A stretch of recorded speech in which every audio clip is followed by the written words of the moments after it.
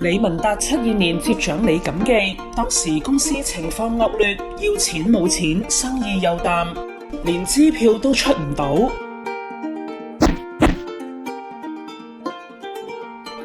為挽救李錦記，李文達叫喺恒生銀行工作嘅細佬李文樂返李錦記工作，兩兄弟拍硬檔搞返好李錦記。當時李錦記只有蠔油同蝦膏兩種產品，公司一直堅持要顧住招牌，不賣劣貨。不過李文達上場後一改作風，只要有生意就乜都做。佢將蠔油分成不同等級，各賣所需，又突破傳統銷售方式，向餐廳、食肆客戶推銷大罐裝蠔油，為李錦記帶嚟更多生意。